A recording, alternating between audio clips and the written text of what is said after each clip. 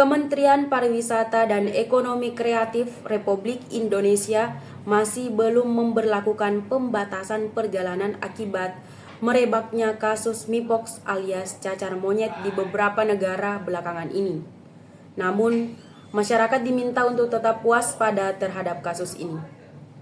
Seperti yang diketahui, Organisasi Kesehatan Dunia baru-baru ini menetapkan Mpox sebagai Public Health Emergency of International Concern pada tanggal 14 Agustus 2024. Hal ini disebabkan oleh peningkatan kasus Mpox di wilayah Afrika yang menjadi anggota WHO, terutama di Republik Demokratik Kongo, serta penemuan kasus di beberapa negara tetangga dan munculnya varian baru virus Mpox. Di Indonesia sendiri hingga saat ini telah dilaporkan sebanyak 88 kasus konfirmasi dari tahun 2022 hingga 2024. Kasus terakhir dilaporkan pada tanggal 4 Juni 2024 dan semua kasus tersebut telah dinyatakan sembuh pada tanggal 22 Agustus 2024. Maka dari itu saat ini belum ada pembatasan perjalanan. Namun kita tetap harus waspada, tidak perlu panik dan menyebarkan narasi bahwa Indonesia sedang tertutup, ujar Sandiaga dalam acara The Weekly Brief with Sandi Uno secara online pada hari Senin 26 Agustus 2024. Meskipun demikian, Sandiaga menegaskan bahwa saat ini pemerintah telah kembali memperketat pemantauan kesehatan di perjalanan penerbangan, terutama yang bersifat internasional untuk mencegah penularan kasus Mpox. Kita juga memastikan kesehatan warga kita melalui thermal scanner dan pemeriksaan fisik saat mereka tiba dari perjalanan penerbangan, ungkapnya. Sandiaga juga berharap agar tidak hanya pemerintah, tetapi juga masyarakat harus saling aware untuk mencegah penyebaran kasus Mpox ini. Karena akan banyak event wisata besar yang akan digelar di Indonesia pada bulan September ini. Kami berharap agar kita semua dapat menjaganya, terutama karena akan ada banyak event besar di bulan September ini, katanya. Kami juga berharap agar ini dapat terpantau dengan baik melalui kerjasama antara Kementerian Kesehatan dan Kementerian Perhubungan. Dan kami akan terus membantu dalam mensosialisasikan. Namun saat ini belum ada larangan, kita hanya meningkatkan kewaspadaan, tambahnya. Rumah Sakit Royal Progress meluncurkan program tanggung jawab sosial perusahaan dengan memberikan iuran gratis BPJS Ketenagakerjaan selama 6 bulan kepada 1.700 pekerja lepas di Jakarta Utara dan sekitarnya. Program ini bertujuan untuk memberikan perlindungan bagi tenaga kerja yang rentan di sektor informal terhadap resiko kecelakaan kerja dan jaminan sosial lainnya. Berdasarkan data BPS pada tahun 2023, jumlah pekerja lepas di Indonesia mencapai 33,5 juta orang atau sekitar 27% dari total angkatan kerja. Namun dengan semakin berkembangnya pekerja informal ini, tantangan terkait perlindungan sosial bagi pekerja lepas juga semakin mendesak. Sebagian besar pekerja lepas tidak memiliki asuransi kesehatan dan perlindungan kecelakaan kerja yang membuat mereka rentan terhadap risiko tinggi dalam menjalani pekerjaan mereka. Kecelakaan kerja di Indonesia juga sangat tinggi. Data dari BPJS Ketenagakerjaan pada tahun 2023 menunjukkan bahwa telah terjadi lebih dari 370 kasus kecelakaan kerja di Indonesia dan sekitar 5,37% diantaranya terjadi pada pekerja lepas.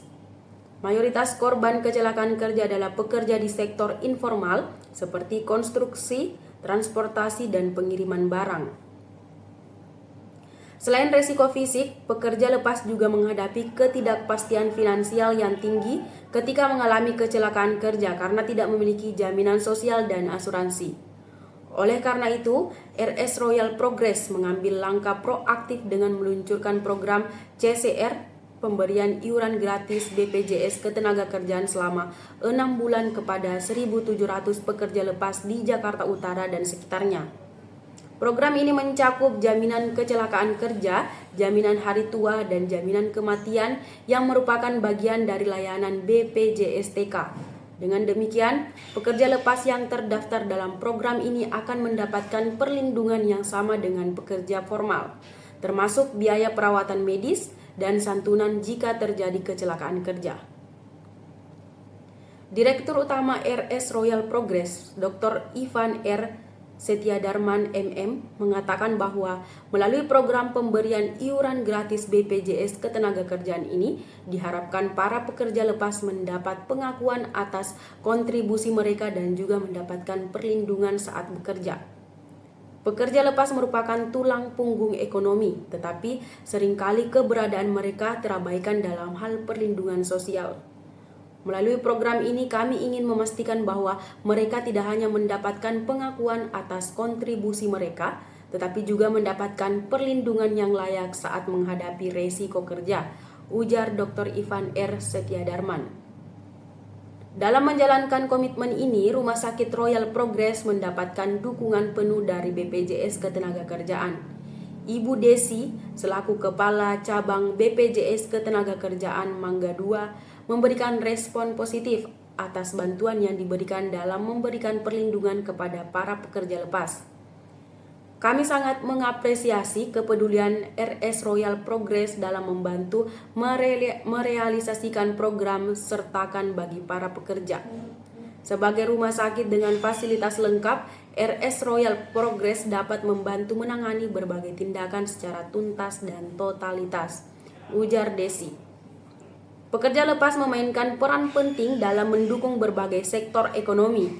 Oleh karena itu sangat penting untuk menjaga kualitas hidup mereka serta memastikan bahwa layanan kesehatannya terpenuhi. Kami sangat berharap dengan adanya program ini, seluruh lapisan pekerja di Indonesia mendapatkan akses dan pelayanan kesehatan yang layak, terutama dalam situasi gawat darurat, kata Dr. Ivan.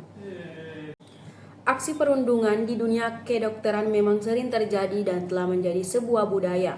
Hal ini diakui oleh Ikatan Dokter Indonesia. Koordinator Junior Dokter New York (IDI), Dr. Tommy Darmawan mengungkapkan bahwa pola aksi perundungan di program pendidikan dokter spesialis sudah ada sejak lama. Salah satunya adalah pola senioritas yang kurang baik dan sering terjadi di PPDS di Indonesia. Pola bullying sudah berlangsung lama. Kultur seperti ini ada dan kami tidak bisa menafikannya, ujar Dr. Tommy dalam konferensi pers daring pada Rabu. Dr. Tommy berharap bahwa pola senioritas di PPDS dapat dihapuskan.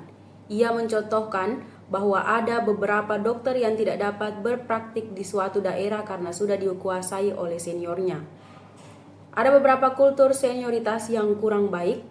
Ada PPDS yang tidak diizinkan untuk berpraktik di suatu wilayah karena sudah ada seniornya, sehingga dokter junior PPDS menjadi takut, ungkapnya. Selain itu, Dr. Tommy juga menyoroti masalah tidak adanya gaji bagi peserta PPDS di Indonesia. Menurutnya, hal ini sangat berpengaruh pada kasus perundungan yang terjadi. Beberapa dokter senior bahkan meminta pelayanan di luar akademis, seperti diminta untuk diantar atau diberi makanan.